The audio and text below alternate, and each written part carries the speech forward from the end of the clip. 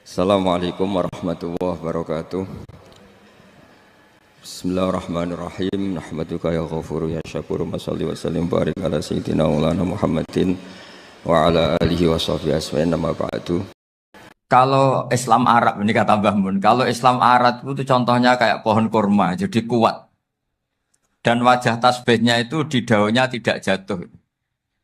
Tapi kalau Islam Indonesia kata Mbah Mun itu kayak padi, jadi ya agak doyong-doyong sedikit gitu. Jadi untuk menghadapi angin besar itu pilihannya dua, Anda kekar kayak kurma atau fleksibel kayak padi.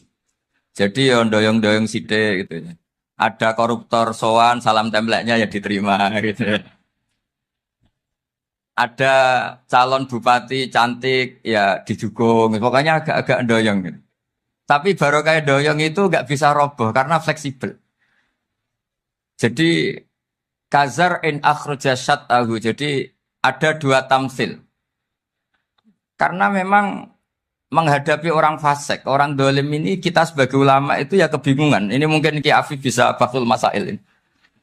Karena pertanyaannya gini, saya berkali-kali digojlok sama bapak saya. Berteman orang fasik hukumnya gimana? Pasti dijawab haram.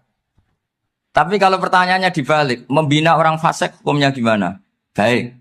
Dan bisa membina kalau berteman.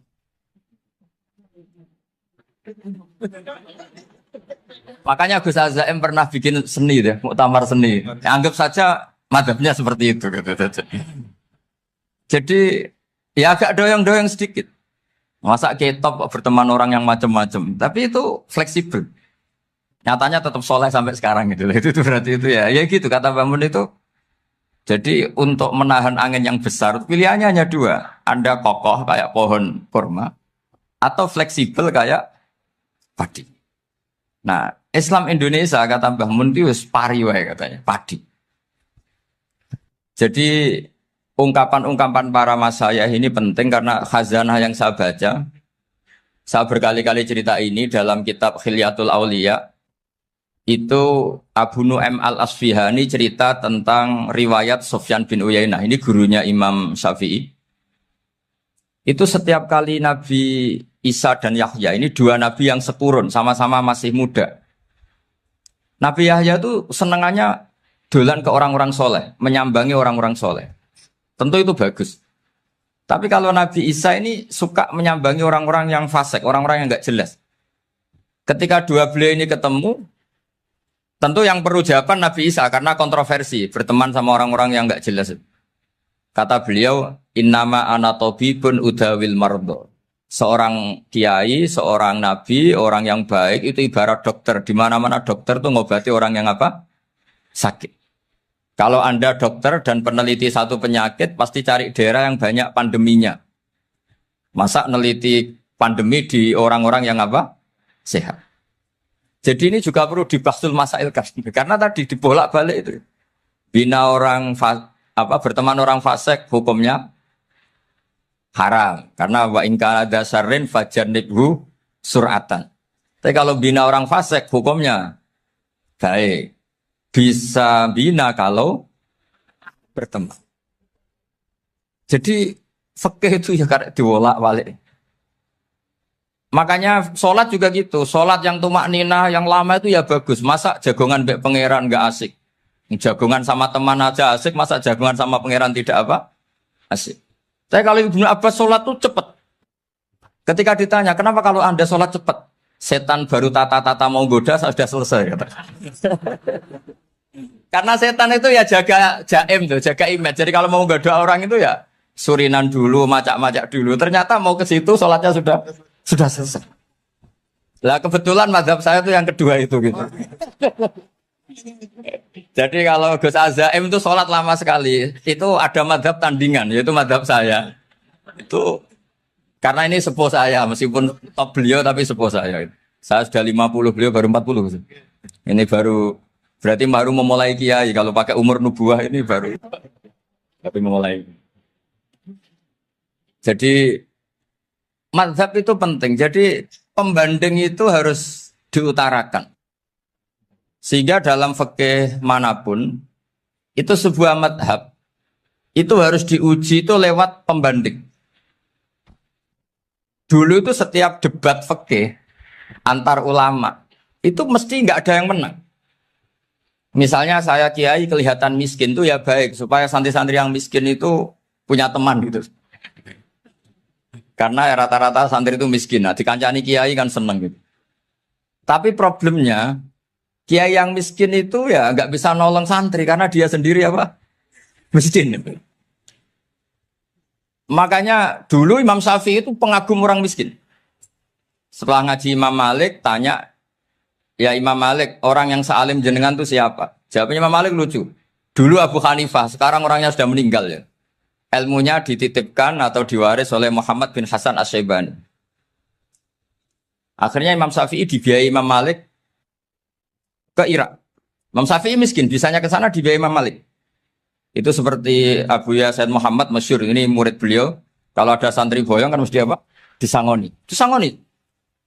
Ketika datang ke Irak, Muhammad bin Hasan Asy-Syaibani itu nata uang, nata emas itu di ruang tamu. Jadi ngitung uang itu di ruang tamu. Miliatan. Ini kaget. Ini kiai kok kedonyan kata Imam Syafi'i itu. Tapi apa kata Muhammad bin Hasan Asy-Syaibani? Anda kagum ini, Anda kaget ini. Kalau kamu menyoal orang soleh kaya, ini tak kasihkan orang-orang fasik. Biar dipakai judi, dipakai selingkuh, dipakai maksiat. Jangan-jangan. Harta ini harus tetap di orang soleh. Kalau ke orang fasik, bahaya. Berarti kiai boleh kaya. Boleh-boleh. Semenjak itu ada gerakan kiai kudu sugih. Ya ada yang kesampaian, ada yang enggak gitu saja. Tapi karena kalau pakai logika fikih, harta itu fitnah. Oke, seakan-akan harta itu masalah. Tapi kalau ini dikuasai orang dolim, maka masalah besar. Jika orang-orang soleh ini harus juga menguasai harta. Nah, terus lama-lama dikiaskan kekuasaan. Kalau yang kuasain orang fasik, orang tidak sholat, ribet. Akhirnya kiai terus dukung, ya akhirnya ikut politik tadi. Nak menawa bupatinya kena diatur gitu. Diatur kon sholat, orang ngasih proposal, maksudnya diatur keng sholat maksud. Ini cerita-cerita apa logika-logika fikih. Makanya saya sering ngaji kitab-kitab itu, di antara yang saya suka adalah ada dialog besar yang terjadi di antara orang-orang pilihan, termasuk bahkan di antara para nabi dan Tuhan. Jadi unik. Allah sendiri kadang mengajari kecerdasan para nabi itu ya lewat dialog. Masyhur itu, Nabi Ibrahim itu punya ruang khusus untuk sholat dan tidak boleh siapapun masuk situ. Tahu-tahu ada yang sudah di situ. Beliau membuka, kaget. Siapa memberi izin ke kamu yang punya rumah ini? Saya yang punya rumah dan saya tidak memberi izin kamu. Yang memberi izin saya itu yang punya saya, kamu dan rumah ini. Yaitu Allah Ta'ala katanya. Wah berarti kamu malaikat dong? Iya saya malaikat Israel. Disuruh nyabut nyawa kamu. Ya agak sopan karena agak pernah mondok di Salafiyah itu akhirnya Nabi Ibrahim bilang, wah itu keliru, Anda pasti keliru. Hal ra'aita habiban yumitu habibah, hal ra'aita khalilan yumitu khalila. Saya ini Khalilur Rahman, saya ini kekasih Allah. Masa ada kekasih bunuh yang dikasih?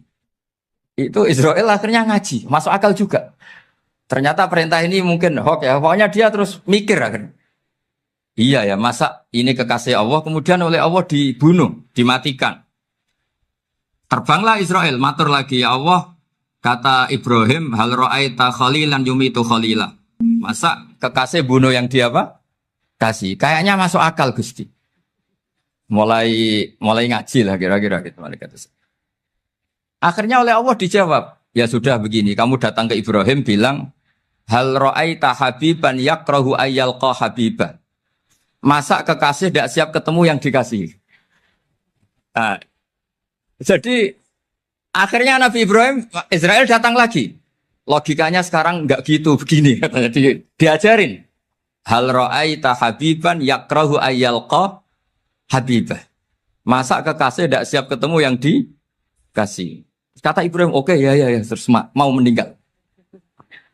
Jadi kalau jenengan cinta betul sama Allah ya harus Ya tidak usah, jangan sekarang tapi. Kalau mati di rumah aja, kalau di pondok ngerepotnya kiainya nanti. Tapi nanti setelah punya cucu banyak lah. Nah, barokahnya baca ini dialog-dialog orang pilihan ini akan tersibak. Karena tidak dalam semua kebaikan itu nggak ada logikanya. Rata-rata ada logikanya.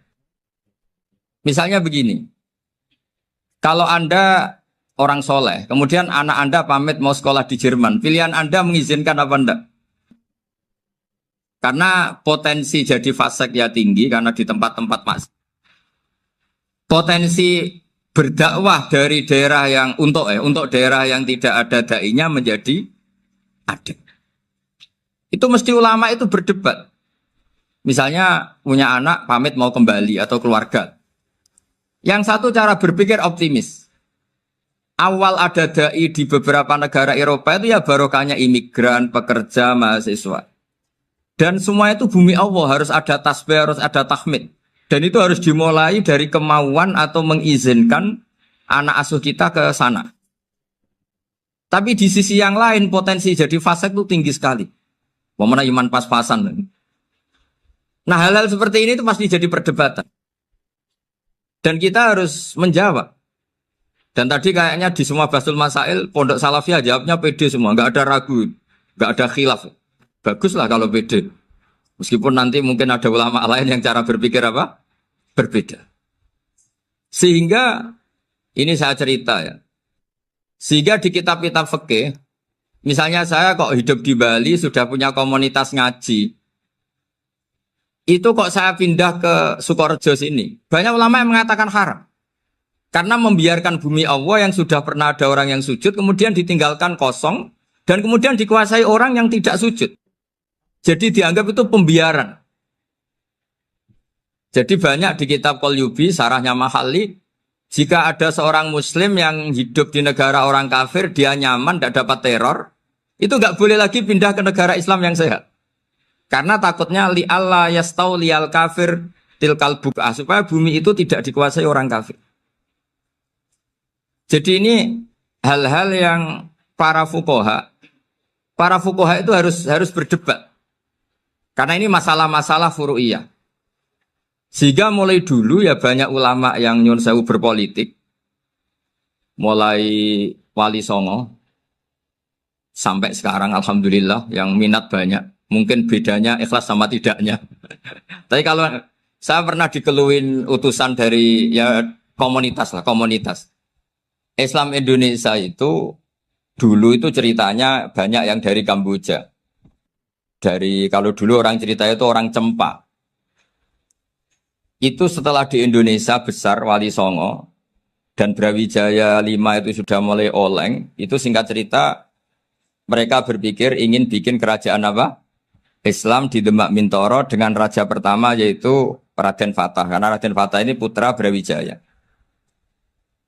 Padahal setelah jadi kerajaan ini era cucu sudah konflik, berebut kekuasaan. Akhirnya sampai jadi Jipang, jadi Jogja, jadi Solo dan seterusnya. Tapi kata Mbah Mun itu tetap barokah.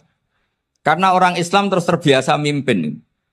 Sekeliru-keliru sidik, pokoknya orang Islam biasa mimpin. Sehingga zaman Mbah Hashim ya sudah mimpin Masumi, zaman Ki As'ad pengaruhnya besar, sampai sekarang Kiai pengaruhnya besar. Nah barokahnya Kiai pengaruh besar ini sampai moral jadi ukuran. Misalnya sekarang ada calon bupati kok nggak sholat, itu pasti kalah. Jadi sholat itu jadi tolok ukur untuk calon apa?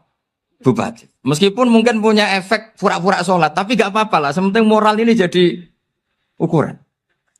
Sementara yang di Thailand, di Patani, itu karena dulu pelajarannya tasawuf, itu orang nggak ambisi mimpin dunia. Tahu-tahu dipimpin. Dan akhirnya nyuwun sewu ya saake Islam-Islam yang dulu terlalu tasawuf. Karena nggak punya pengalaman memimpin, akhirnya lazimnya konsekuensinya hanya dipimpin. Tapi Islam Indonesia beda. Karena kulino mimpin, itu akhirnya dari orang Islam biasa menjadi Islam yang sholat, sampai Islam yang bisa ngaji itu bisa mimpin negara.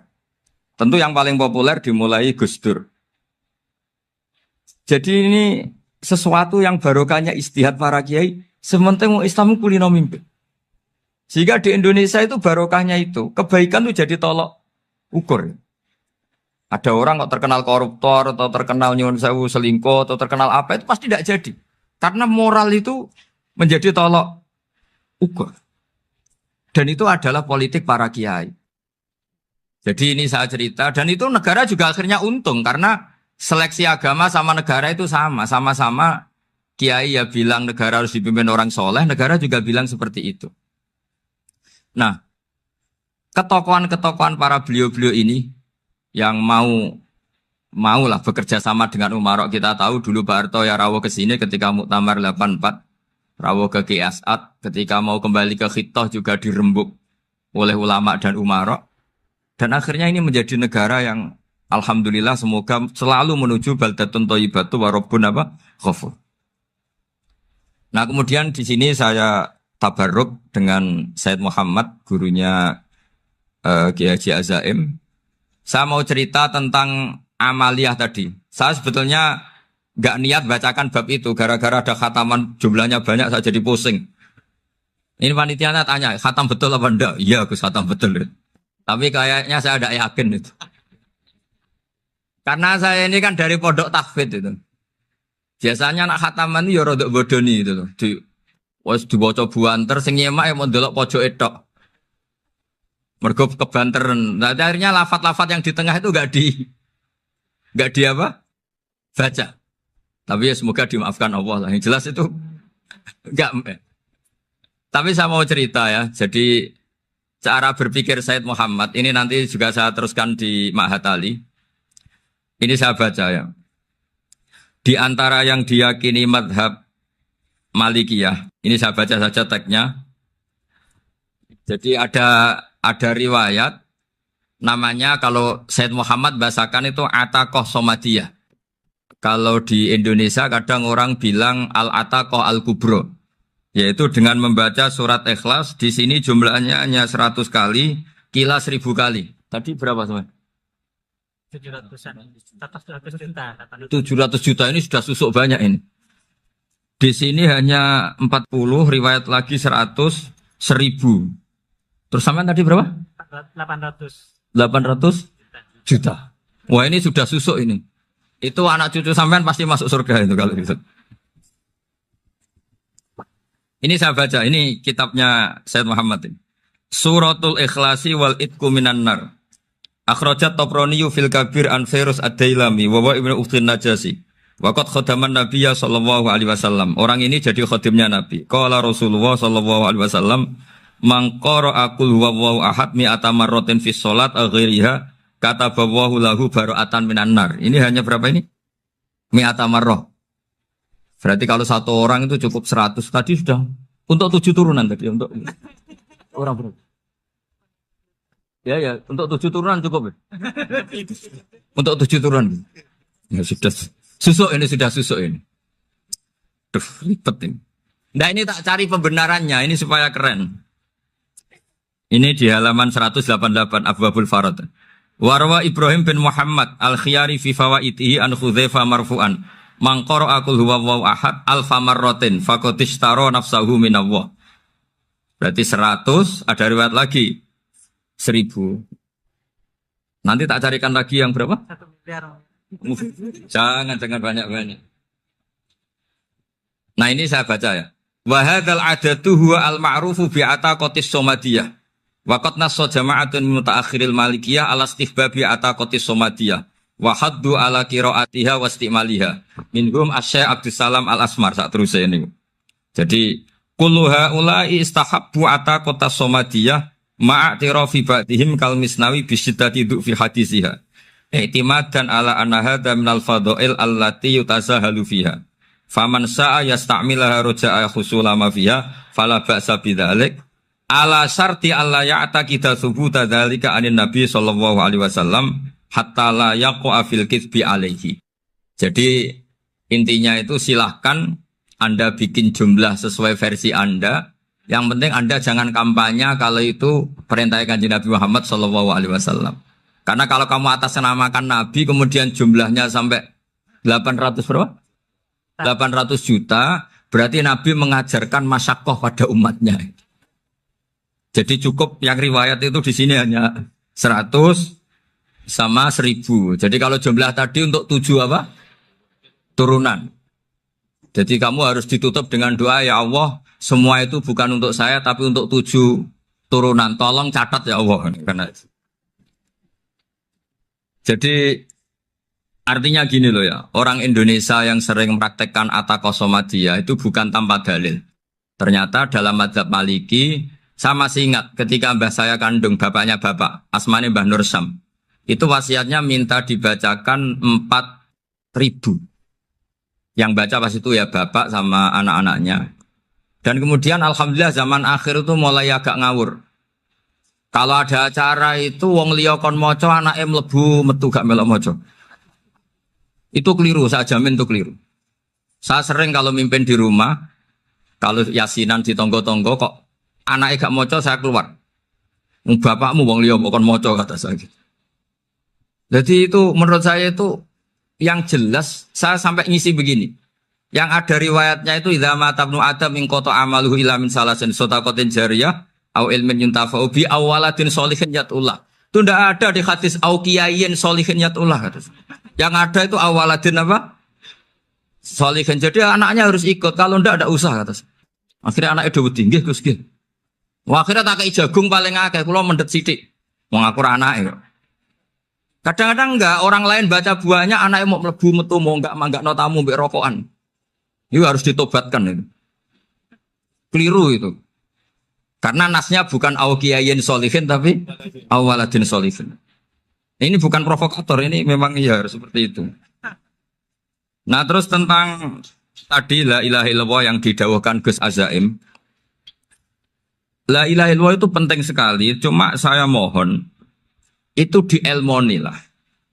Jadi dulu kalimat ini menjadi spesial karena dielmoni, karena dimulai dari fa'lam annahu la ilaha illallah. Terusannya ayat tuh wastaghfir li dzambika walil mu'minina wal mu'minat. Saya ulang lagi ya. Terusannya ayat tuh wastaghfir li dzambika walil mu'minina wal mu'minat. Makanya menurut mazhab Sadili, kamu disuruh baca la ilaha illallah dulu, jangan istighfar dulu.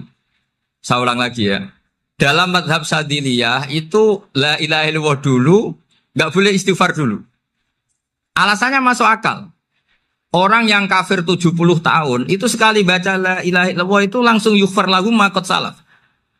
Sehingga la ilaha illallah sendiri sudah punya kekuatan supaya dosa kita diampuni. Qul lil ladzina kafaru iyantahu yughfar lahum ma qad salaf. Cara menghentikan kekafiran gimana? Dia melafadzkan la ilaha illallah. Ini kalimat yang begitu saktinya sampai orang yang kafir puluhan tahun itu dosanya semuanya terhapus hanya karena melafadzkan la ilaha illallah. Nah, makanya kata Abdul Hasan Asyadili wastaghfir li dzambika ay bihadil kalimah. Seseorang sah di istighfar itu kalau melafadzkan la ilaha illallah. Misalnya ada orang kafir mati kafir. Sah enggak anak cucunya mengistighfari dia?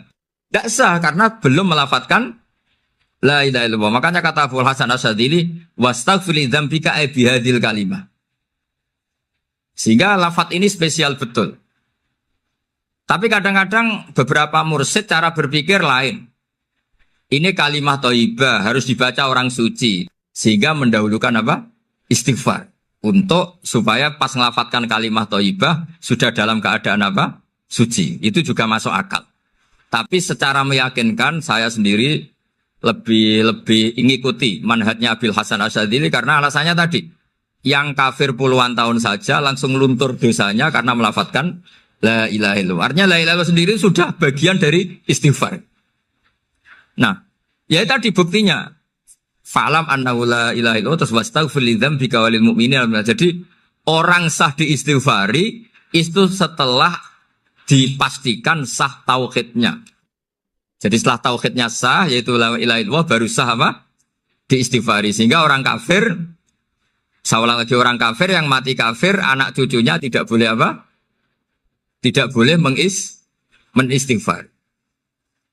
Terus saran saya kedua, la ilaha illallah itu filosofinya itu nafyun li uluhiyati ghairillah wa isbatun li uluhiyatillah wahdah.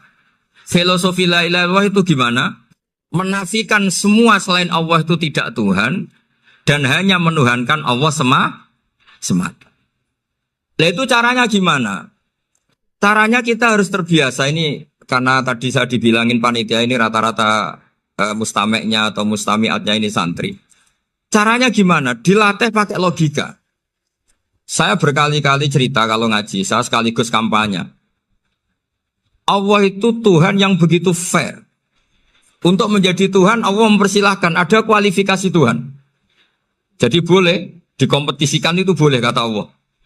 Gak apa-apa kamu ngaku Tuhan gitu, kata Allah. Tapi nak ngaku pangeran itu paling gak ya direputasi lah, ada verifikasinya. Dimulai dari apa? Ya kalau jadi Tuhan itu setidaknya bikin langit bumi lah, aturannya gitu. Jadi kalau daftar bupati ya daftarlah ke KPU. Masa tahu-tahu jadi apa? Tuhan kemudian tidak punya prestasi bikin langit bumi. Sehingga Allah itu cara ngendikan itu ya fair. Qul ara'aytum ma tad'una min dunillah aruni madza khalaqu minal ardi am lahum syirkun fis samawat. Coba yang kamu tuhankan selain saya, prestasinya apa? Ketika saya bikin bumi itu apa ikut bikin? Terus am lahum syirkun fis samawat. Kalau bikin langit, kalau nggak bisa ya urun lah gitu. Urun semen apa urun bego, pokoknya urun lah gitu. Urun ora, gawe bumi ora, ngerti-ngerti ngaku jadi pangeran. Kul hatu burhanakum. Jadi ya kan ya lucu kan, misalnya syarat kiai di Salafiyah kan keluarga Kiai As'ad, cucunya ngaji ngalim. Orang keluarga Kiai As'ad tuh aku kiai utama di Salafiyah. Oh mesti di penjara ya. Lah yo gak gawe langit bumi, gak ada prestasi terus ngaku sebagai apa? Tuhan. Sehingga fair. Makanya saya berkali-kali cerita. Jubair bin Mut'im itu punya anak namanya Muhammad. Ini sudah orang alim, Muhammad bin Jubair bin Mut'im. Itu cerita awala islami abihi. Mut'im itu orang pinter sekali. Saking pinternya dia jadi delegasinya orang Quraisy datang ke Rasulullah sebagai negosiator untuk membebaskan Asra Badrin. Tawanan perang apa? Badar. Yang namanya disuruh itu pasti orang pinter. Tapi apa yang terjadi ketika nginep di masjid? Karena zaman itu gak ada hotel. Nanti jadi geger. Orang musyrik nginep di masjid hukumnya gimana? Bahsul masail tok. Zaman itu mau tidak mau. Kalau sekarang kan ada hotel, kiai juga punya wisma. Apa yang terjadi? Orang ini cerdas sekali. Dan delalah Nabi pas sholat maghrib itu baca wattur wa kitabim mastur sampai am khalaqus samawati wal ard. Ya kalau kamu jadi Tuhan ya setidaknya menciptakan langit bumi lah. Namanya jadi Tuhan ya ada persyaratan kan. Paling enggak punya reputasi menciptakan langit bumi. Atau kalau jadi Tuhan setidaknya reputasinya itu enggak diciptakan yang lain. Am khuliqu min ghairi syai'in. Ini jadi Tuhan kok punya bapak, punya ibu. Ini jadi Tuhan kok lahirnya di bumi.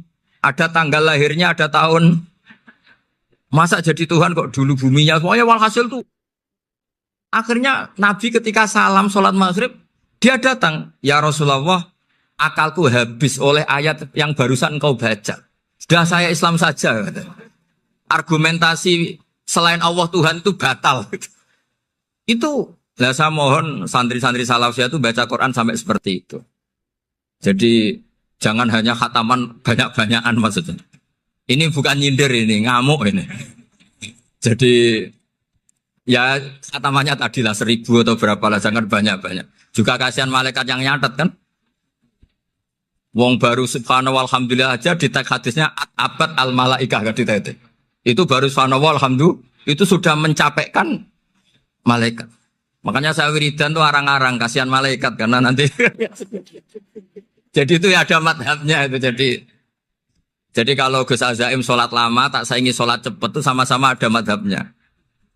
Yang cepet kayak saya tadi setan pas tata-tata mau goda pas rukuk saya sudah itidal, mau goda itidal saya sudah sujud, pusing dia. Tapi jangan tiru, ini madhab yang agak-agak khusus lah, sudah cara orang Madura agak khilaf tuh. Khilaf ya, khilaf ini agak khilaf ini sudah. Tapi saya ingin lah, sampean kalau ngaji Quran itu dilatih berlogika. Jadi Allah itu fair, nggak apa-apa kalian ngaku Tuhan tuh nggak apa-apa, tapi tunjukkan prestasi kamu apa. Aruni madza khalaqu minal ardi am lahum syirkun fis samawati. Am khalaqus samawati wal ard. Diulang lagi, am khuliqu min ghairi syai'in. Setidaknya kalau jadi Tuhan itu ya nggak butuh yang lain lah. Masa jadi Tuhan kok wujudnya saja butuh orang lain, butuh bumi, eksistensinya butuh makan, butuh minum. Makanya Allah cara meniadakan uluhiyah selainnya itu Allah itu redaksinya itu mengena sekali. Yaitu tadi dengan cara-cara seperti itu. Sebagian ayat disebutkan ma asyattuhum khalqas samawati wal ardi wala khalqa anfusihim. Wong Tuhan kok enggak punya reputasi bikin langit, bikin bumi, bahkan untuk menciptakan dirinya sendiri saja enggak bisa. Ya sudahlah, kamu enggak usah ngaku Tuhan, enggak level katanya dia tahu gitu. Akhirnya terus ditemukan Tuhan yang sejati, yaitu wal awwalu wal akhiru wal zahiru wal batin. Nah, itu yang Mut'im ini tadi termasuk orang yang sangat cerdas sekali. Padahal itu bacanya bukan pas basul masail, enggak. Nabi pas sholat maghrib. Juga bukan pas ceramah, enggak. Tapi itu didengarkan. Makanya termasuk ini spesial untuk hormat saya kepada Ki As'ad. Makanya saya ini kalau mentasjik santri-santri, ini agak sensitif, tapi sudah saya tidak perlu takut fitnah. Saya termasuk kenapa saya ingin jadi ahli tafsir, tentu yang membentuk itu Mbah Maimun dan bapak saya. Bapak saya itu hafal Quran kayak hafal Fatihah. Saking senangnya Quran itu. Mungkin bisa kamu saingi itu. Itu adalah orang kafir itu bisa paham Quran. Itu sangat menyinggung saya. Orang kafir itu bisa paham Quran. Ketika Umar Islam itu karena mendengar apa coba? Mendengar apa? Quran. Dan itu masih kafir apa sudah Islam? Masih kafir karena kalimat-kalimat yang di Quran itu begitu jelas wal kitabil mubin sehingga didengarkan orang kafir pun tuh ngefek. Makanya ketika Umar datang ke saudari putrinya kemudian dengar Toha ma anzalna alaikal Quran apa? Litasqa, itu dia terus iman. Begitu juga Mut'im.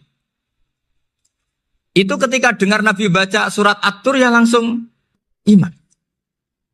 Makanya kata Ibnu Jarir At-Tabari, kamu jangan pernah bilang gini, syaratnya paham Quran itu harus alim, harus gini. Lah nanti berarti orang kafir punya alasan di depan Allah, ya Allah, engkau ngandani kami dengan Quran yang nggak bisa difahami kecuali alim dulu. Lah saya alim gimana? Nggak pernah mondok. Mondok gimana? Saya kafir. Jadi artinya gini loh, kata Ibnu Jarir At-Tabari, Allah tidak mungkin mengatakan gini. Ifhamil Quran bima la fahmalaka. Quran itu harus kamu fahami. Sementara orang kafir karena lafadznya Quran khusus gak bisa memahami. Makanya Quran itu dibaca. Itu banyak orang kafir yang menjadi muslim karena mendengar apa? Al-Quran. Padahal kafir. Nah termasuk tadi Muhammad bin Jubair bin Mut'im ini itu menjadi Islam ya, karena mendengar Quran. Padahal dia saat itu masih apa? Kafir. Karena tadi logika misalnya agak paham secara lafadz Arab. Sekarang misalnya nyuwun sewu ada orang ateis. Saya pernah didatangi seorang ateis yang enggak percaya Tuhan. Saya mau Islam Pak Ba, asal Anda bisa menjelaskan Tuhan itu siapa. Coba Quran dibaca secara makna, tidak secara lafadz tapi secara makna. Begini misalnya, ada orang ateis datang ke saya, Pak, saya mau Islam, asal Anda bisa menjelaskan Tuhan itu siapa. Terus saya tanya, ini ngajak goblok-goblokan apa pinter-pinteran, kata saya. Terus dia jawab, ngajak pinter-pinteran Pak, saya ini doktor katanya. Maksudnya di akademiknya dia doktor, mungkin jurusan matematika atau apa, tapi di ketuhanannya jeblok. Terus tak tanya, kalau ini ada kertas, kamu suka ada rumusnya apa suka ada? Ya suka ada rumusnya. Kenapa ada kertas? Ya karena ada yang bikin. Nah kira-kira berstatus membikin atau membuat, itu sesuatunya mewujud apa enggak? Ya pasti mewujud lah, pasti ada. Ya sudah, anggap Tuhan itu adalah sebab dari semua yang ada. Masa alam yang seperti ini, langit dan bumi ini mewujudat, kemudian kamu katakan kholaqohal adam, bahwa alam raya yang mewujud ini diciptakan oleh ketiadaan. Ya juga, berarti Tuhan itu ya. Ya itu yang namanya Tuhan. Lah mulai dulu kiai-kiai ngomong gitu kan saya Islam katanya. Jadi kiai-kiai itu kadang-kadang kalau dakwah pokoknya KBU digawe Tuhan. Beda dengan dakwanya orang-orang mantek. Orang-orang mantek itu kan nggak pernah nyebut Allah. Ini alam hawadis, la budda min muhdis. Meskipun mereka, nah muhdis ini menurut Islam namanya Allah. Tapi sebetulnya kan nggak langsung bilang Allah. Jadi tak kasih tahu, alam raya ini mewujud nggak? Ya mewujud Bapak. Bisa nggak sesuatu yang nggak ada menjadi faktor wujudnya yang ada? Ya nggak bisa, namanya nggak ada itu nggak bisa jadi faktor. Nah itu hebatnya ulama-ulama kita. Ketika mengenalkan Allah itu siapa? Zat yang wajibil wujud. Jadi kita ini kalah pinter be ulama-ulama dulu. Ya alhamdulillah kalahnya sama ulama dulu. Kalau kalah sama ulama sekarang isin lah. Jadi ulama dulu sudah pinter. Pasti pertanyaan dasar manusia, hadil maujudat itu man khalaqaha, siapa yang menciptakan? Kalau kamu langsung jawab Allah atau Tuhan, mereka pasti tidak nerima. Ya jawab saja, hadil maujudat mesti khalaqaha maujudun. Nah berhubung maujud ini berstatus pencipta, harus super. Lah super ini oleh ulama disebut wajibul wujud atau musabbibul asbab. Yang oleh Islam dinamai Allah. Tapi kita langsung ngomong Allah, ya mesti aja bingungkan kan bagi yang bingung maksudnya. Ya saya mohonlah kalimat-kalimat la ilaha illallah itu diamatilah, diresapi sampai seperti penjelasan saya ini, sehingga punya kualitas ilmu. Karena syaratnya memang fa'lam, harus punya kualitas apa? Ilmu. Ilmu itu apa? Ma'rifatus syai' ala ma huwa alaih. Mengenal sesuatu sesuai detail-detail sifatnya sesuatu itu. Misalnya kalau Allah sudah jadi Tuhan, ya harusnya qabla kulli syai'. Masa Tuhan sama yang dituhani wujudnya dulu yang dituhani, ditemukanlah sifat awal atau qadim. Makanya benar Gus Azaim tadi kalau sudah bertauhid harus hafal akidah berapa khamsin. Dimulai apa? Wujud. Kenapa harus dikatakan wujud? Karena alam raya ini kadung maujudan. Hadhil alam maujudun. Masa maujudun khalaqahul adam, masa maujudat khalaqahul adam. Nah itu yang disebut am khuliqu min ghairi syai'in am humul khaliqun. Jadi saya mohon semohon-mohonnya cobalah tradisi-tradisi lihat baru ayat ini dihidupkan lagi sehingga kita baca Quran itu sekaligus menjadi orang yang sangat argumentatif. Karena Quran adalah qul falillahil hujjatul baligh. Dilatih. Jangan bosan dilatih. Makanya kalau saya baca ayat-ayat seperti itu, cek fair Allah. Fair betul. Gak apa-apa saya punya pesaing kata Allah. Tapi yang imbang dong. Pas aku gawe langit ya bantulah. Atau ada langit tandingan lah kira-kira gitu. Kalau saya bikin bumi ya ada bumi. Nah misalnya sekarang orang Cina bikin matahari. Materinya dari mana coba? Dari yang sudah ada sekarang kan? Tetap saja agak ikut bikin kan? Tapi kalau Allah bikin langit bumi minal adam minal wujud. Kalau mereka paling rekayasa yang sudah wujud adik. Nah, harus sampai seperti itu. Sampai kata Gus Azim kul hatu apa? Burhanakum tan. Jadi ini cara-cara kita untuk menguatkan iman. Aruni madza khalaqu minal ardi am lahum syirkun fis samawati. Terus kata Allah, itu nih bi kita bimin qabli hadza au atharatim min ilmin. Kalau kamu enggak setuju teori ini kata Allah, cari kitab suci versi Anda.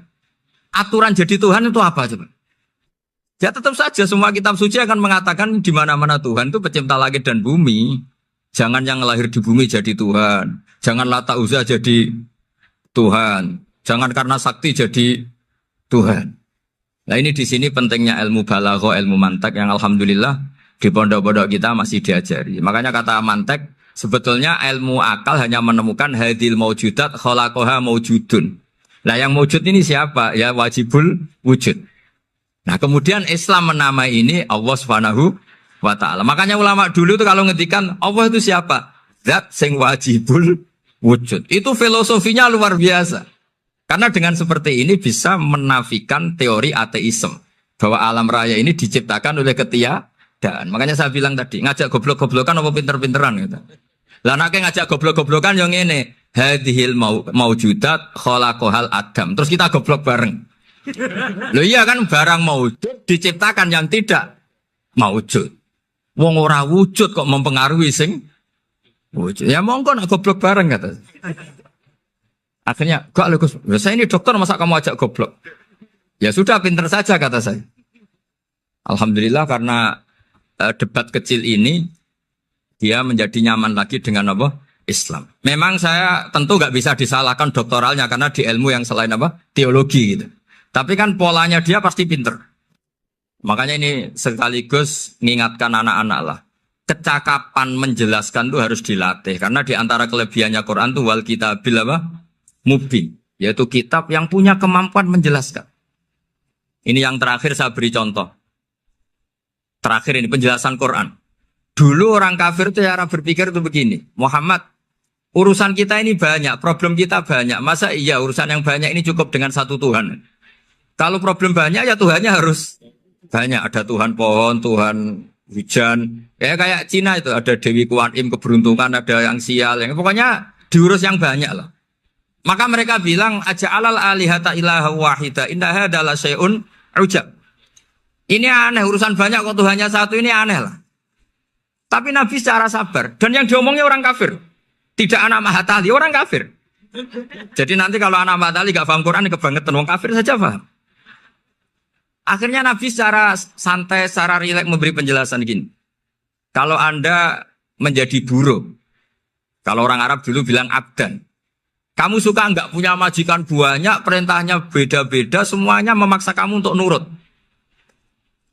Sama punya majikan satu yang baik. Ya enggak suka lah Muhammad kalau majikan saya banyak, semuanya berhak merintah saya, enggak enak. Majikannya satu saya, satu saja.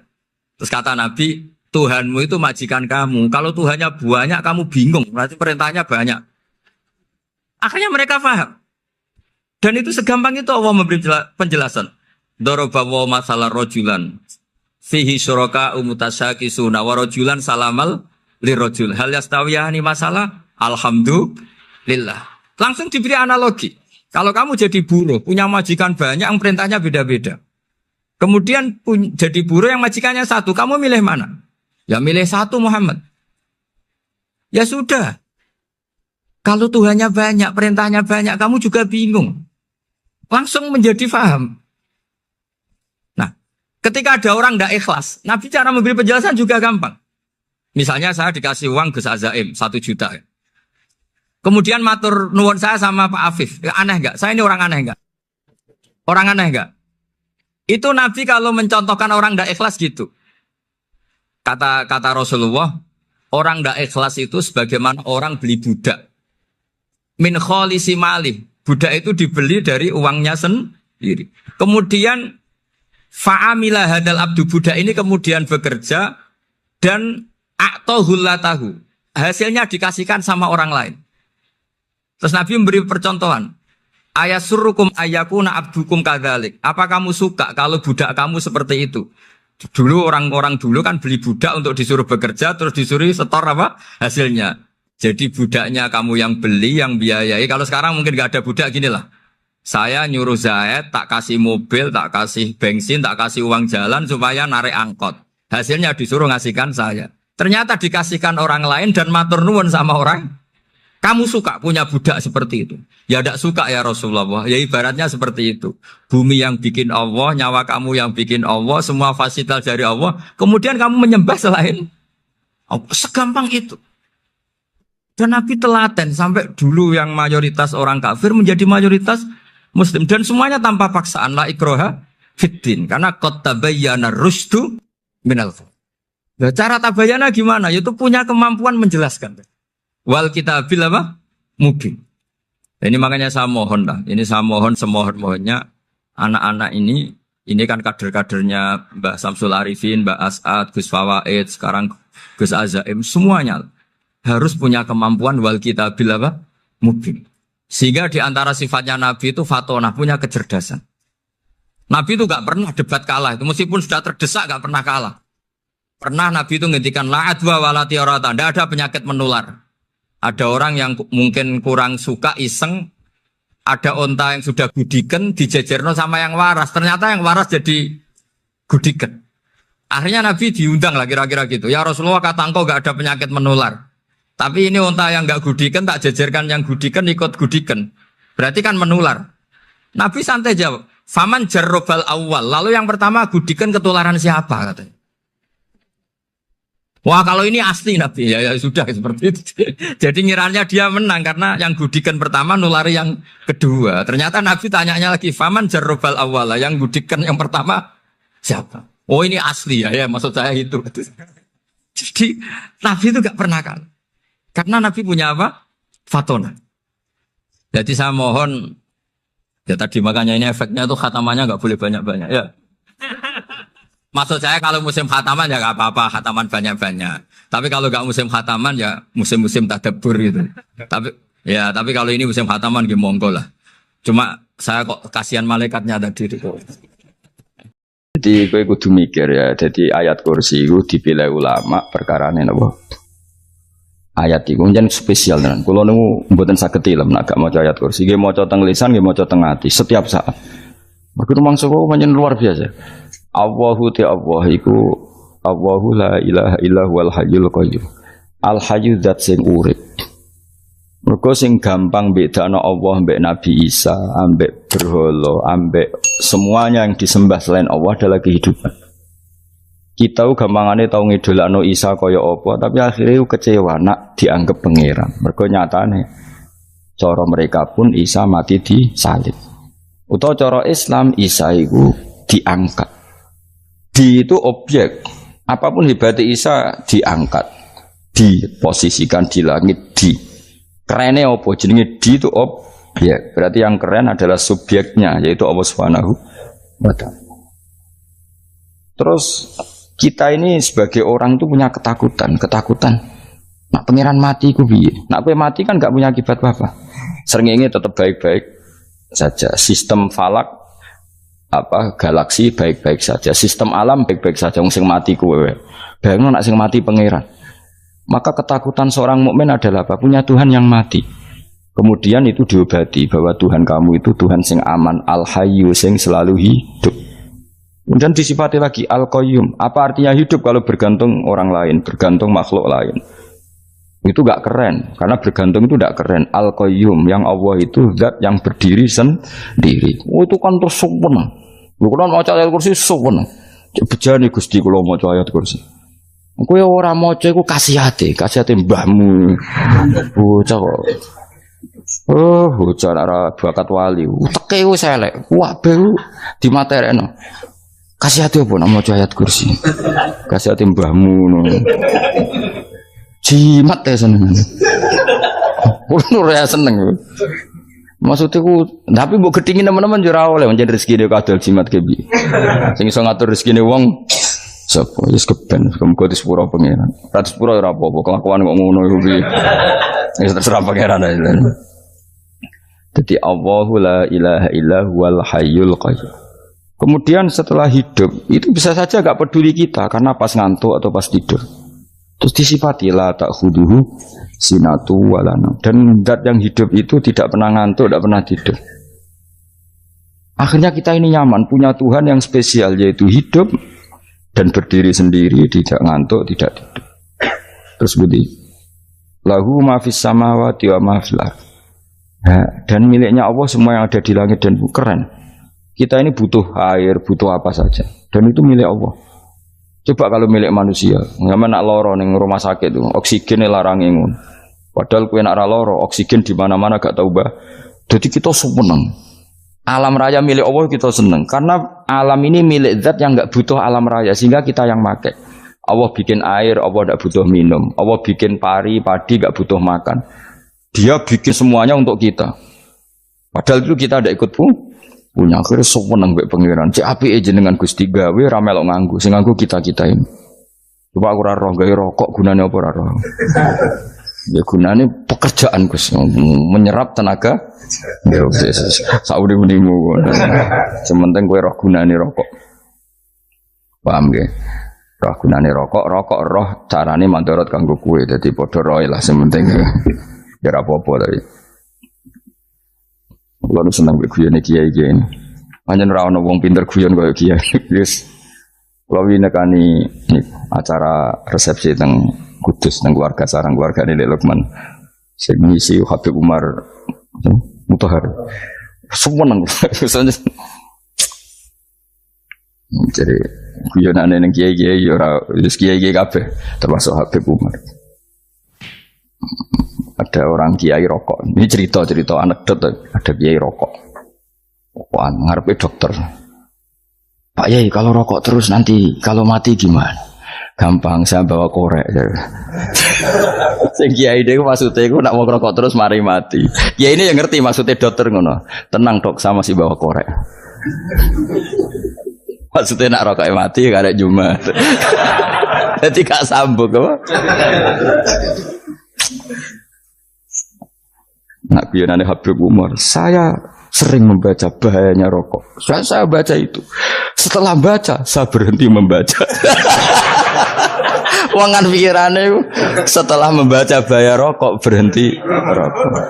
Saya sering baca buku atau apa tentang bahayanya rokok. Setelah saya tahu berhenti membaca.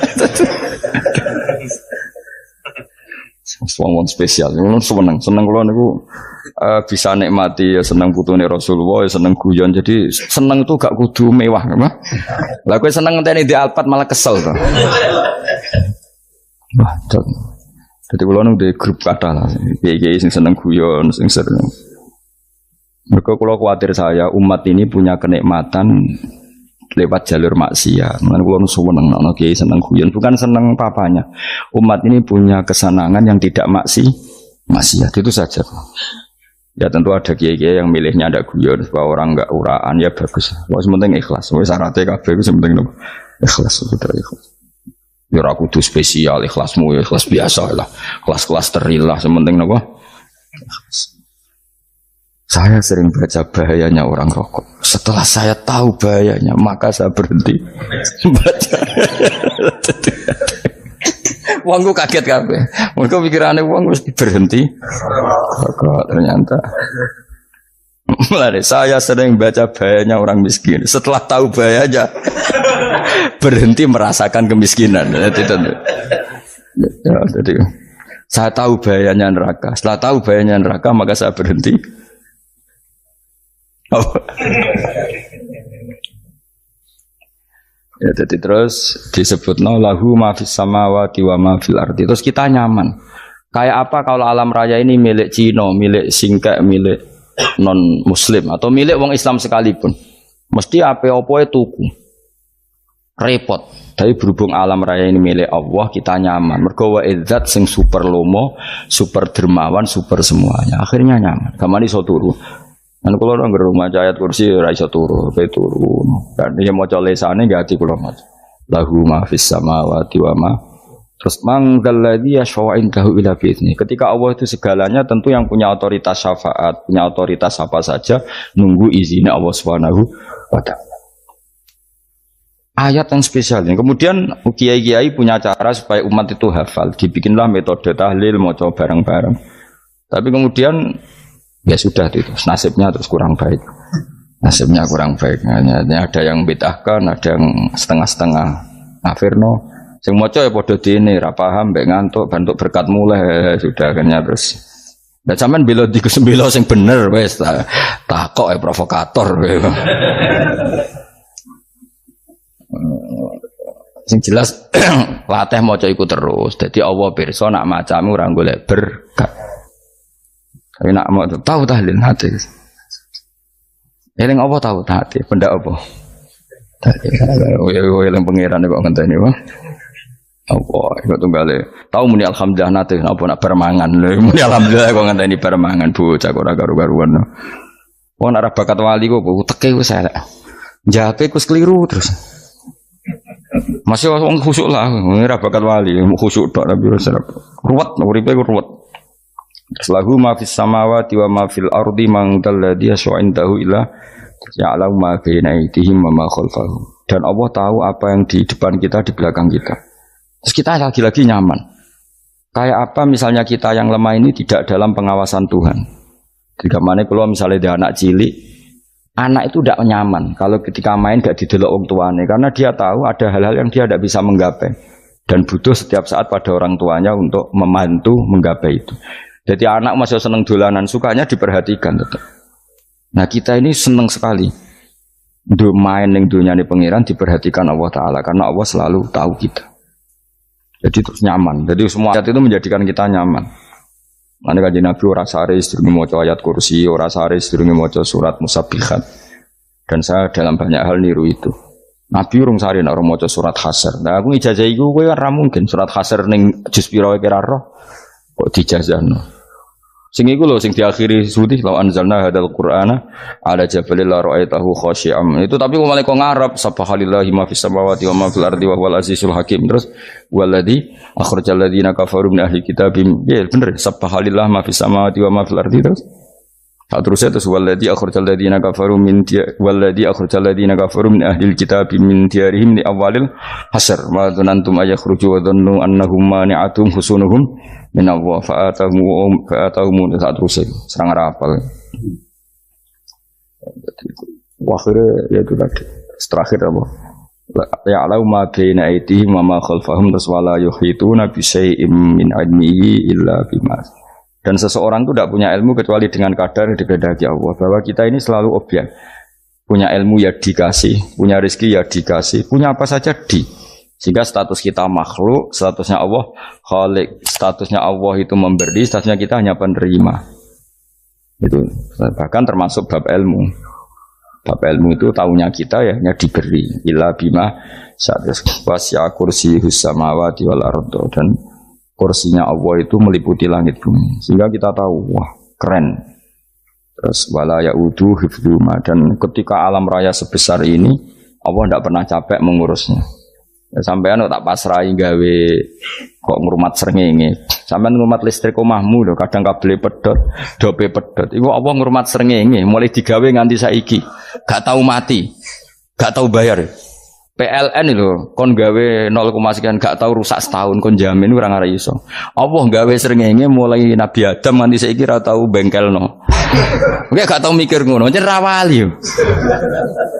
Lah srengenge misale error terus pangeran ngumumno, leren sik 3 wulan lagi ditoto. Ya repot dol-dol. Ngono kok ora tau mikir bocah kok. Lan utek sing anut wali-wali lu teke waras. Men dhuwit ora di dhuwit sumpek, di dhuwit seneng wis ngono tok pikirane.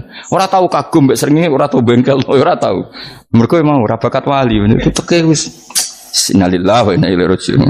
Ngono ya kok urip ngono. Habis ben urip pancen wong wae apa? Mati rame-rame apa? Untunya nak rono ku ya sepi tenan. Gak ana wong gawa nasa ilfat ngalor gitu. Ngaji sepeda dibayar gua paham yang mulai apa mulai. Gua takut ibu jure bar apa kaji. Mau Gus Pak nerangno apa delok rekamane iki. Atek ora wae. Tapi aku luwih seneng ngono, timbang kowe nyimpul malah tambah keliru kabeh.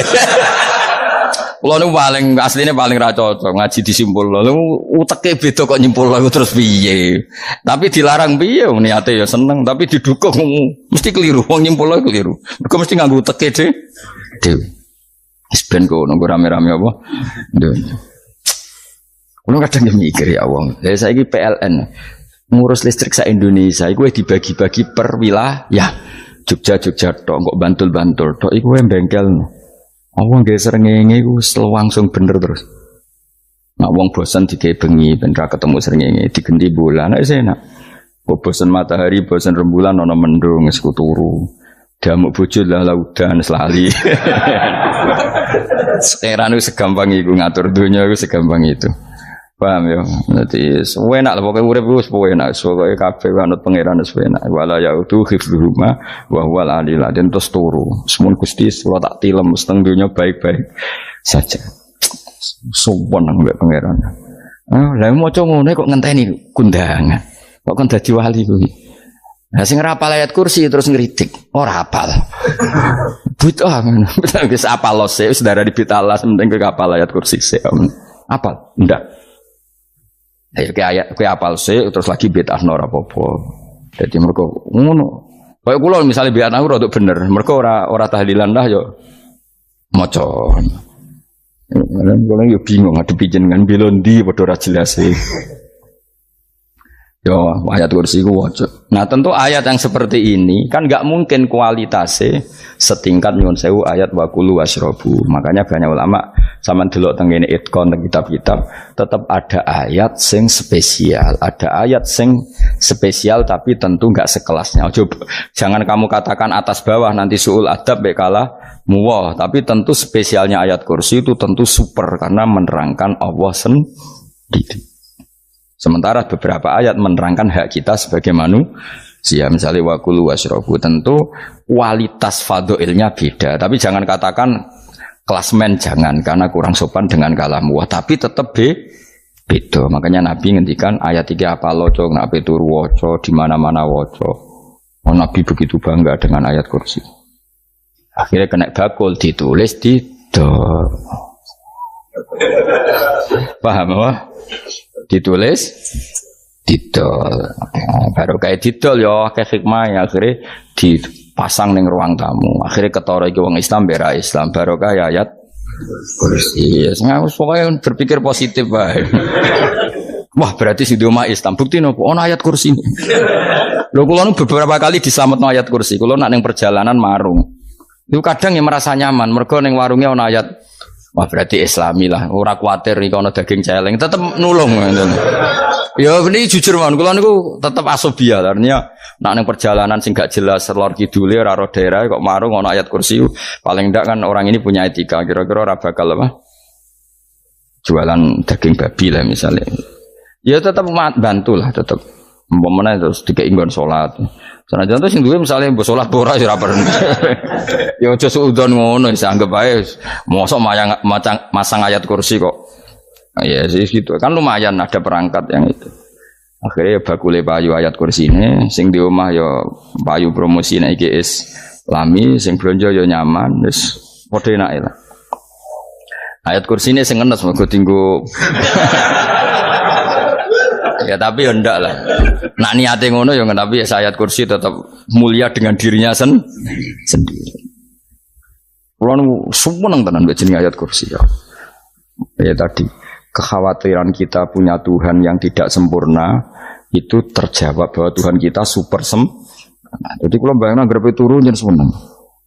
Senenge wae Gusti nak kulo turu iku langit bumi gak masalah. Bayangno nak pangeran sing turu, sistem Tuhan hancur. Makanya syaratnya jadi Tuhan bala tak khuduru sinatu walan. Padahal kita menyaksikan Nabi Isa turu. Beberapa yang dituhankan selain Allah turu ngantuk.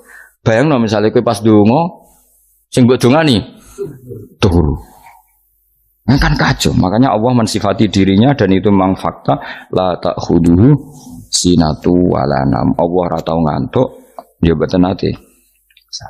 Kira sewenang kita sewenang banget mbek pangeran berkait dengan sifat-sifat seperti itu.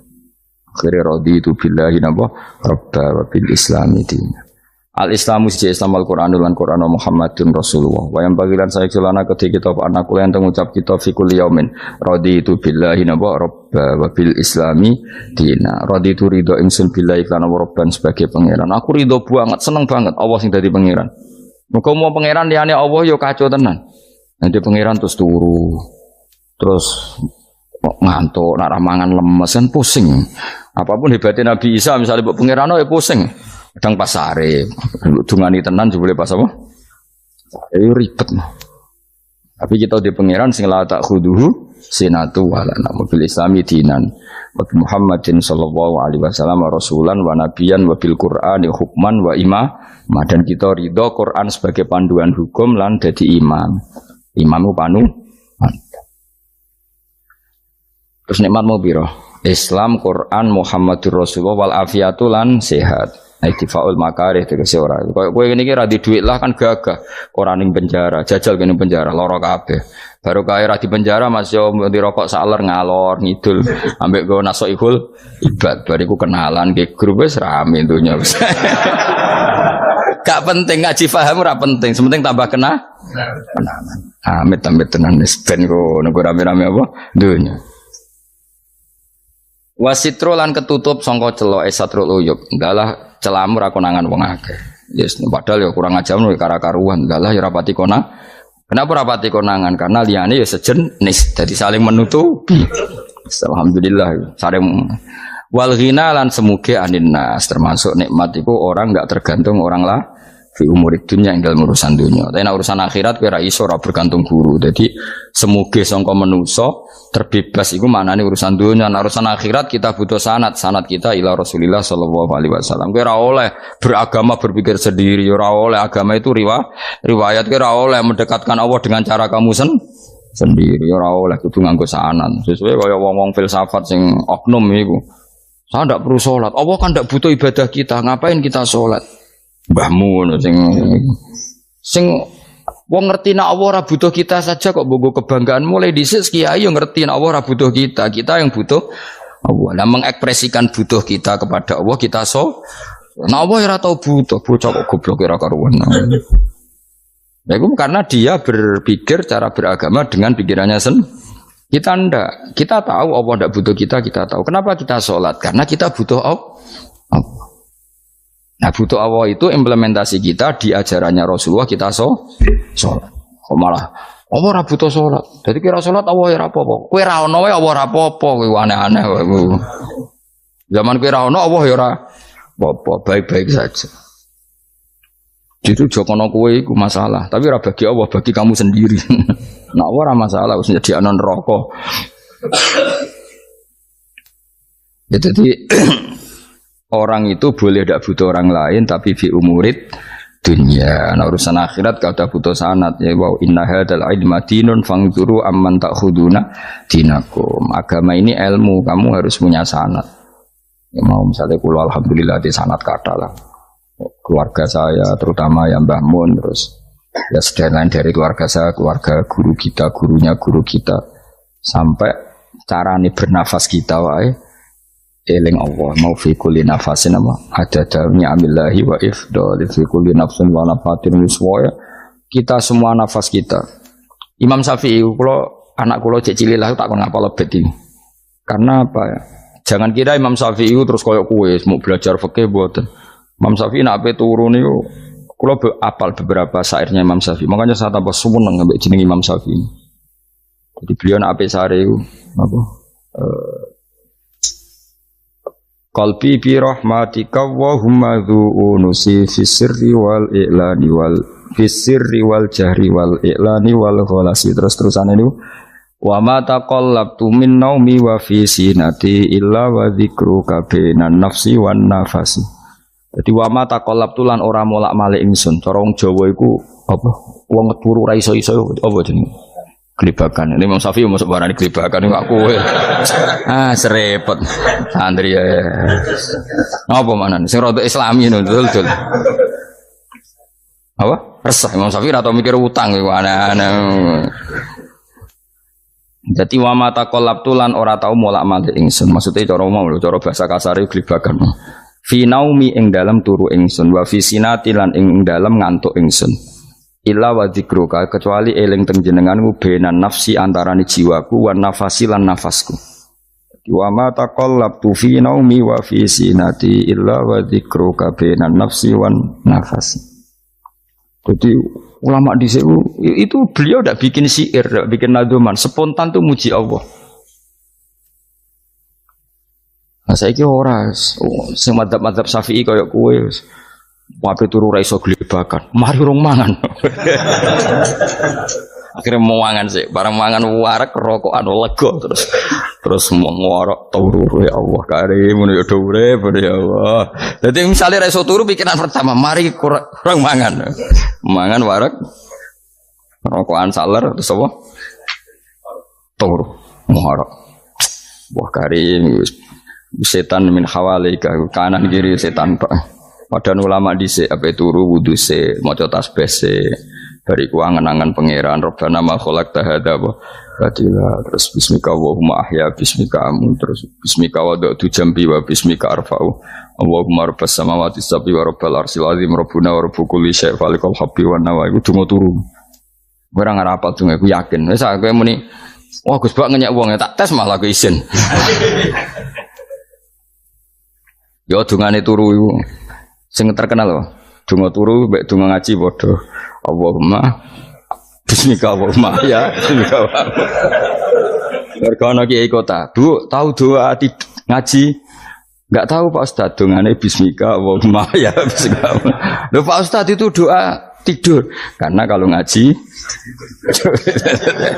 nah cara rakia donga turu mbek ngaji ku padha aku dise wis maksude ku piye kok donga turu mbek ngaji padha jebule nak ngaji turu ana nek ngaji dongane apa bismika Allahumma ya bismika terus ngaji faslon wis tok ndi serepet sing rame-rame jute yo urip apa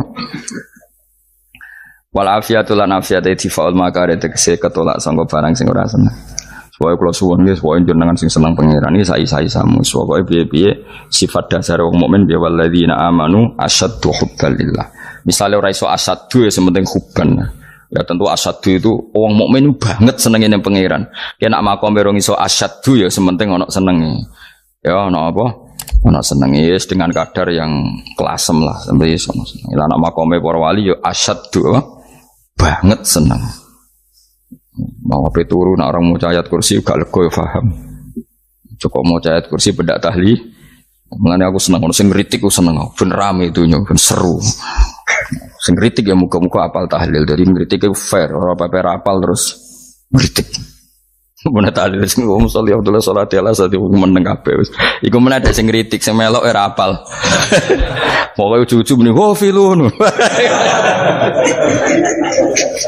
susah es iya deh kau masoli Abdullah sholati ala sati makhlukatika Nuri Huda saya mas Nuri Huda terus oh aku sing guri wis mau ora go filun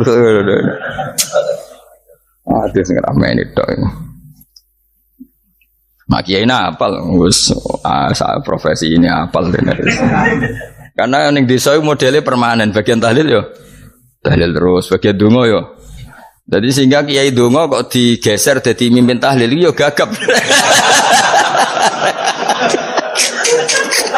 lho akeh lho kiai ngalim kon mimpin tahlil yo mikir mergo wah dateng daerah kula ki ngalim bar kon mbet tahlil terus mau maca lelel wodok. Wah niki sempun niki pun tak takoki kene apa? Kapal. Dene ra apal urutane iku ra apal. Iku kan butuh apa ya? Butuh keahlian gitu. Repot. Kok gini sing tahlil loro. Kapok ngene. Aku lha tetep apal lebih singkat ae.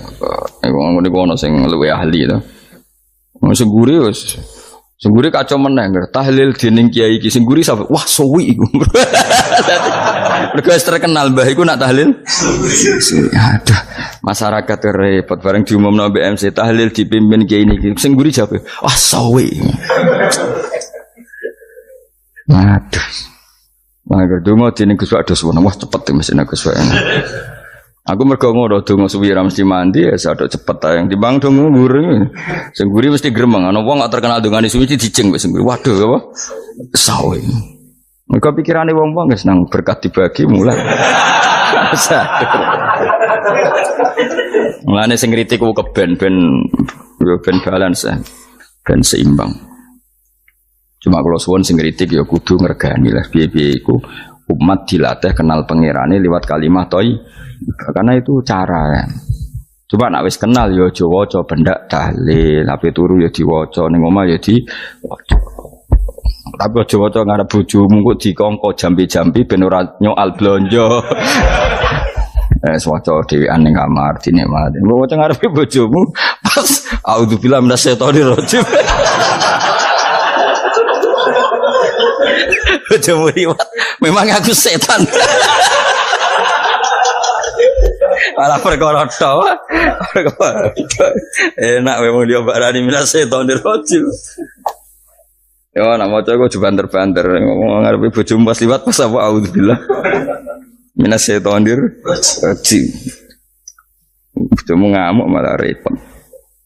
Anas sange Anas anan Nabi sallallahu alaihi wasallam kala dawuh sapa Nabi dawuh yaqulu dawuh sapa rabbukum pangeran sira kabeh fil hadis qudsi dalam hadis qudsi dawuh ya ibnu Adam ya anak Adam tafarrugh tenanana sira li ibadah tafarrugh fokus faragh fokus tafarrugh fokus sira tapi mosok ki iku maknane fokus apa iku maknane apa tenanono sira ibadati krana ibadah ingsun amlak mongko ngebai ingsun kalbaka ing ati sira hinan ing semuge kowe atimu kebai eling aku mesti atimu sugih wa amlak lan ngebai ingsun ya deka ing ngarepmu rizkon apane rezekine utawa rizkon ing rezeki wis aku eling aku tenanan mesti atimu tak gawe ati sing cukup lan rezekimu tak cukupi ya ibna adam la taba aja ngedoh sira ani sange ingsun kowe aja geman adoh kok aku kaya apa apike pangeran zat sing gak butuh kita tapi mengandani kita kowe kok adoh kok aku wis sing parek aku mergo kaya nak adoh kok aku amlak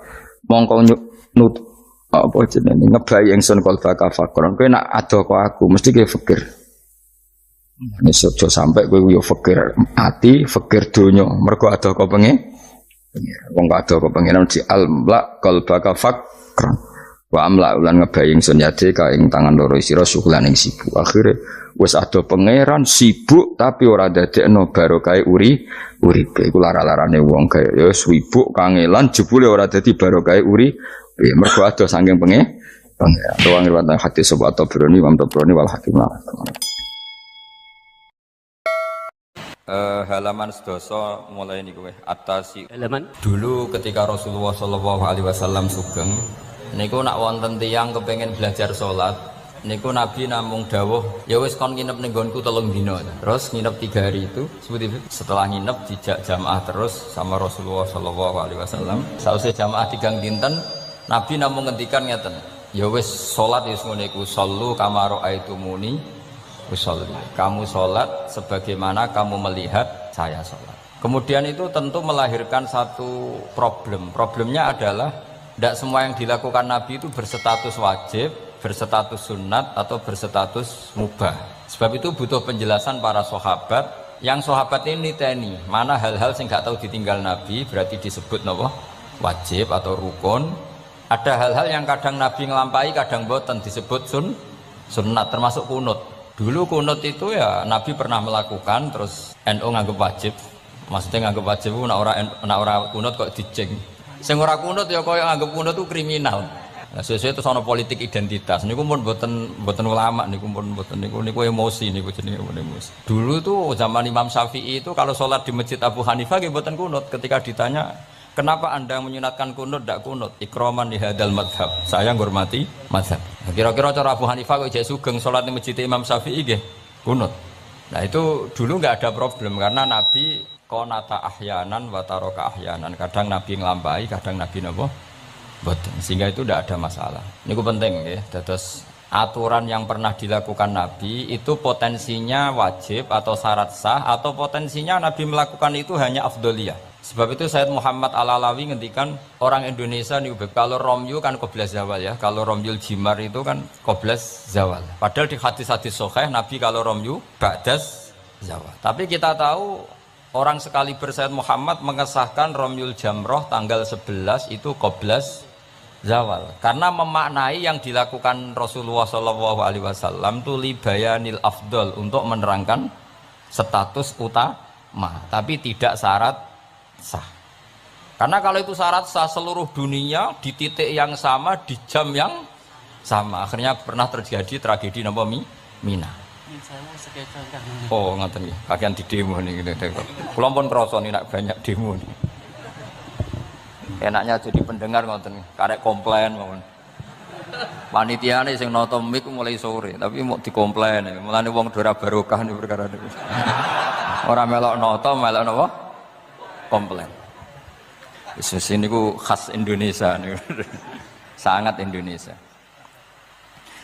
Wong orang alim nggih ngoten, ana wong alim bener iku biasa, aduhane wong alim bener. Tapi nek salah dikomplain.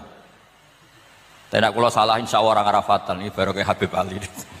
Engko pantes-pantesan nak menungso ngoten mawon, insyaallah mboten ngarafatan. Nek rasa blas mbok nyaingi Kanjeng Nabi mboten mungkin. Tapi aja salah sing fatal, iku mari innalillahi wa inna ilaihi rajiun. Kula terangaken nggih. Ini sekaligus ngaji usul fikih. Kalau semua yang dilakukan Nabi itu menjadi syarat sah, maka nggak akan pernah sah romyu qoblas zawal. Tapi sekali Sayyid Muhammad ulama seluruh dunia itu ya biasa romyu qoblas zawal. dan mentakwil apa yang dilakukan Nabi itu libayanil afdoliyah, untuk menjelaskan keutamaan. Contoh lagi misalnya, semua ahli tarikh sepakat ketika Nabi tawaf itu tofa rokiban, terus pas tawaf niku naik unta. Kalau yang seperti ini tuh libayanil jawas, untuk menjelaskan kalau tawaf naik itu sah. Dan sampean terus darani syarat saya tawaf kudu naik Ka'bah kredit, terus nganggo balapan Vespa, paham ya? Nanti koyok teletabis nih, cek tua. Mereka oleh numpak terus yang cek nom-nom numpak apa? Itu skuter. Ini bukti bahwa tidak semua yang dilakukan ulama yang tahu. Ya itu ulama yang tahu. Nah di antara ulama itu tentu Imam Nawawi, yang hampir semua alawiyin, semua ulama pakai kitab Minhajut Thalibin. Terus niki penting kula aturaken kersane aja sithik-sithik muni sunah Rasul. Sunah Rasul sing piye? Sunnah itu maknanya perilaku atau tidak lampah. Lah tidak lampah Nabi ku kadang wajib, kadang sunat, kadang yang repot kadang khosois. Misalnya Nabi nikah songo, ora oleh sampai niru Nabi. Wah, yang repot. Bojo sitok iku melayu malah. Aneh-aneh. Terus sunai Nabi ku nak sholat tahajud itu nganti sikile aboh, ya sakit Habib Ali ya enak gitu. Wong putune kira-kira ora kuat meneh kula tambah ora kuat. Ya pokoke ben Nabi sing bangsa abot-abot ku ben Nabi. Mergo termasuk khususnya Nabi niku diwajibno pangeran tahajud. Jadi tahajud sing sunat kanggo umat, kanggo Nabi niku wajib. Jadi khususnya ora fasilitas tok, nyuwun samu khususnya fasilitas tok. Kadang khususnya niku sing ora wajib kanggo umate, kanggo Kanjeng Nabi wajib. Termasuk Nabi ini wajib napa? Tahajud.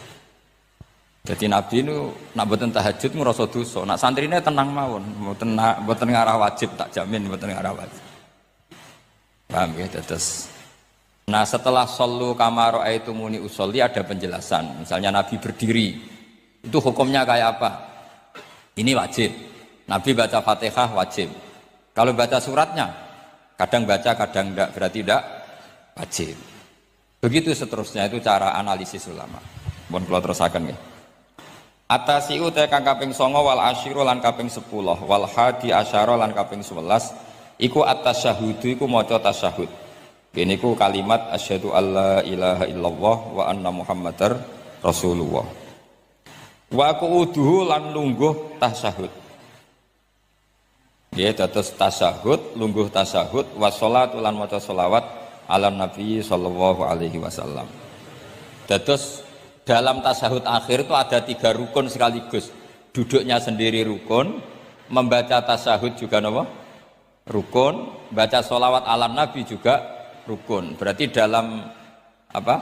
Duduk itu ada sekaligus 3 rukun. Itu duduknya sendiri itu juga berstatus rukun, membaca tasyahudnya juga berstatus rukun, baca sholawatnya juga berstatus rukun. Makanya ada ulama itu kadang ulama itu gelem ra gelem ku ya keliru, tapi keliru sing ra iso bener. Pancen gelem ra gelem keliru.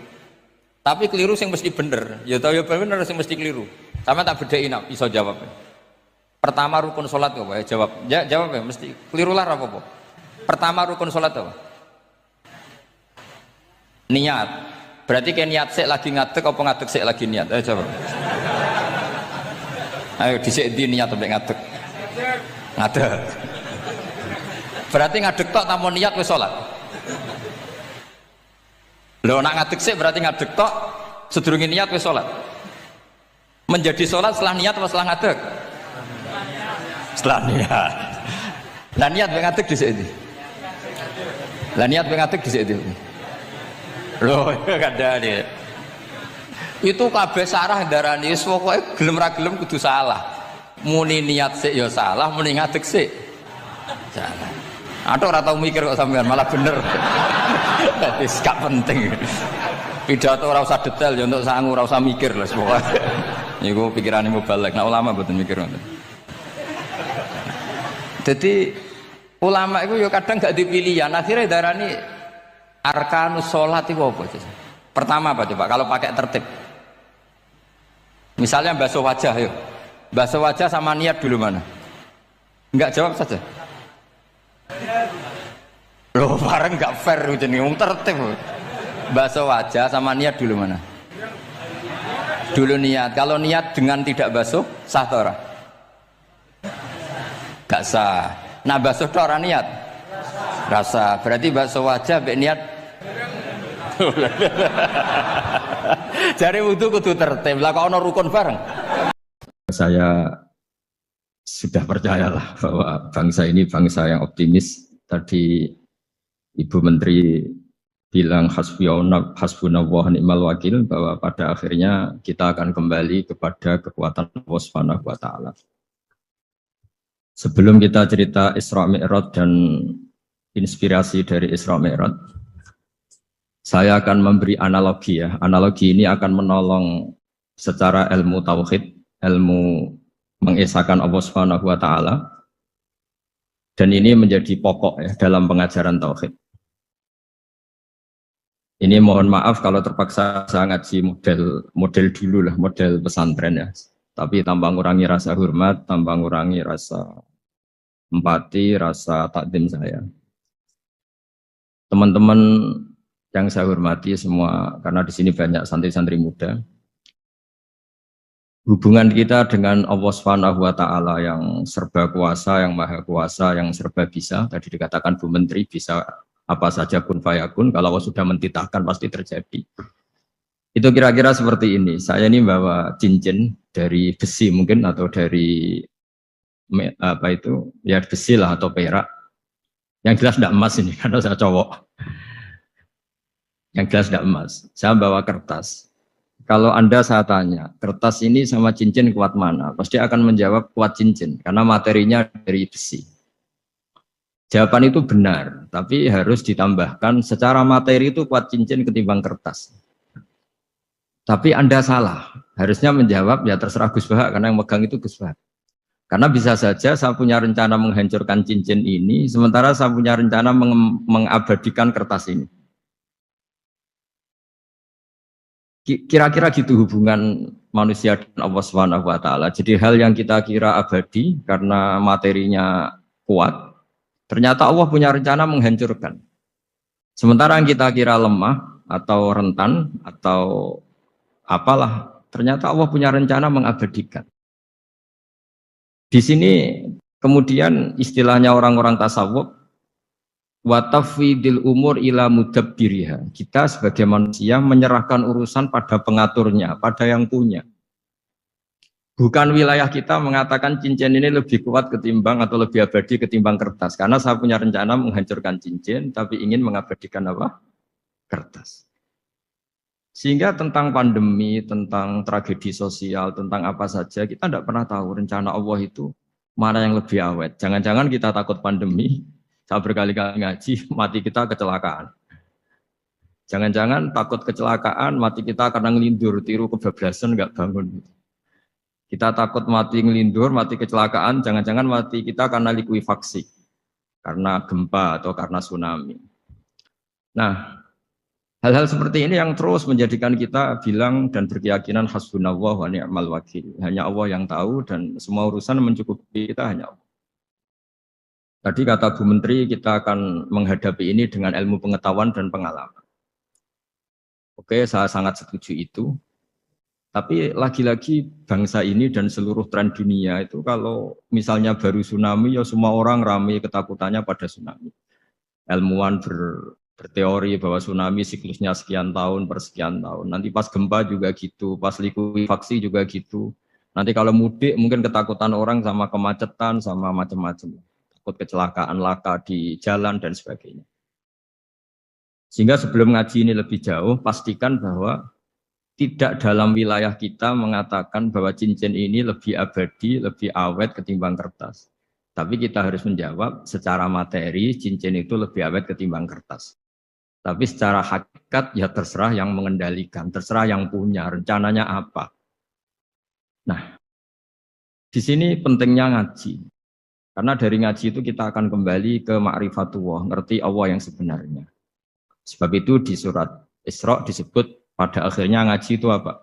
Subhanalladzi asra bi 'abdihi lailam minal masjidil haram ilal masjidil aqsa alladzi barakna haulahu. Tujuan akhirnya linuriyahu min ayatina. Bahwa Mi'raj itu hanya bagian kecil yang dingertikan kita betapa dahsyatnya kekuasaan Allah Subhanahu wa taala. Betapa tidak terbatasnya kemampuan dan kebisaan dan kudrahnya Allah Subhanahu wa taala. Makanya masih dikatakan min ayatina, itu masih sebagian kecil dari ayat-ayat kata Allah. Lalu dalam surat Kahfi diterangkan, ketika orang kagum dengan Ashabul Kahfi yang bisa tidur dalam keadaan hidup 309 tahun atau Masehinya 300 tahun, kalau Hijriahnya 309 tahun. Itu mungkin kalau kita ilmuwan, ahli baksil ya, atau ahli apalah, itu mungkin lebih kagum tentang nyamuk. Saya berkali-kali bilang, andaikan kita sepakar-pakarnya, terus disuruh bikin nyamuk itu, nggak usah bikin nyata hidup, bikin patungnya saja. Nyamuk itu sekecil itu, kemudian punya jantung, jantungnya punya urat, uratnya punya kuman, kumannya juga punya urat. Bayangkan saja sudah tidak bisa. Sehingga ketika orang tak kagum sama Ashabul Kahfi, kata Allah, am hasibta anna ashabal kahfi warraqi kanu min ayatina ajaba. Apa kamu kagum tentang Ashabul Kahfi dan batu-batu yang dipahat di situ? Bukankah dalam kekuasaan kami ada yang selalu menakjubkan?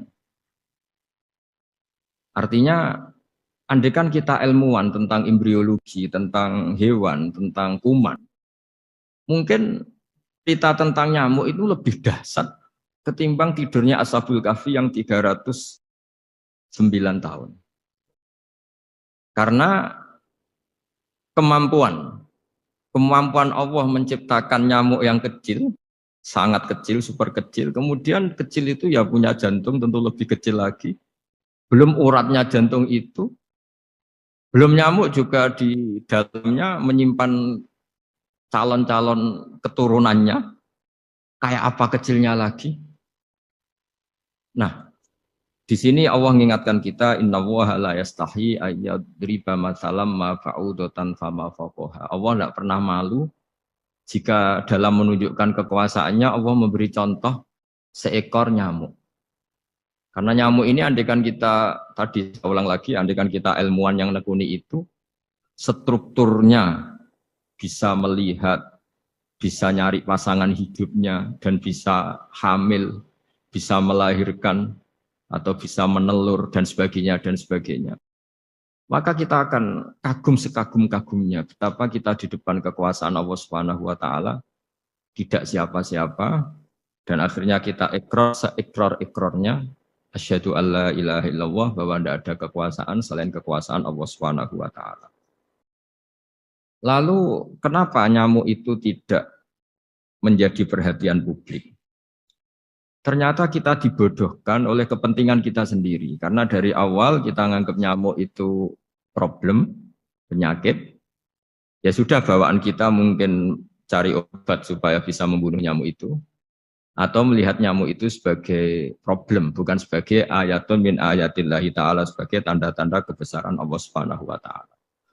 Sehingga akhirnya manusia itu butuh yang namanya mukjizat dahsyat yang mudah dilihat, mudah dirasakan. Akhirnya kita tahu dalam sejarah para nabi, Nabi Musa minta mukjizat Laut Merah dibelah sehingga bangsa Israel bisa melewati kejaran Fir'aun dan sampai selamat dari kejaran Fir'aun. Nabi Soleh umatnya minta keajaiban, yaitu onta keluar dari batu besar. Dan Nabi Soleh menuruti, akhirnya ada unta yang keluar dari batu besar. Begitu juga nabi-nabi sebelum itu atau setelah itu, selalu ada mukjizat yang memang manusia tidak mampu. Nah, kata tidak mampu ini yang semua umat para nabi tidak akan seunggul umat Nabi Muhammad SAW. Karena kita sebagai umat Rasulullah SAW, untuk merasa tidak mampu, itu tidak harus hal-hal seperti membelah laut. Tidak harus hal-hal seperti unta keluar dari batu. Tidak harus hal-hal yang dahsyat kayak tongkat Nabi Musa menjadi ular besar yang menelan semua sihir-sihirnya Fir'aun. Kita sebagai umatnya Nabi selalu tiap hari bilang innallaha ala kulli syai'in qadir, hanya Allah yang mampu. Allah mampu atas segala hal.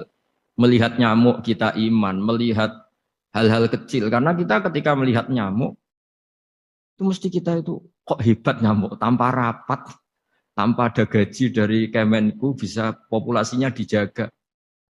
Padahal musuhnya banyak. Musuhnya nyamuk itu umat manusia yang katanya makhluk paling cerdas di dunia. Tapi tidak juga bisa menghabisi nyamuk. Mungkin mereka juga rapat terus untuk menjaga ketahanan populasinya itu.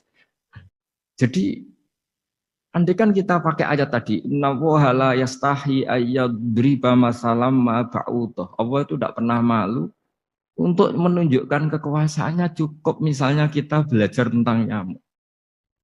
Sudah sekecil itu punya mata, matanya punya saraf, punya urat. Terus kecil apa? Begitu nyamuk sendiri punya kuman. Kalau nyamuk sendiri kecil, terus kumannya sekecil apa? Organ tubuhnya seberapa? Ini sudah kedahsyatan yang luar biasa yang menjadikan kita iman. Innallaha ala kulli syai'in qadir. Allah sendiri yang maha kuasa. Sehingga kembali ke tadi, peristiwa Mi'raj yang super dahsyat pun kata Allah masih dikatakan linuriyahu min ayatina. Hanya untuk menunjukkan sebagian dari ayat-ayatku. Bukan mewakili semua ayat-ayat kekuasaan Allah Ta'ala. Tapi sebagian, min itu tab'id sebagian. Lalu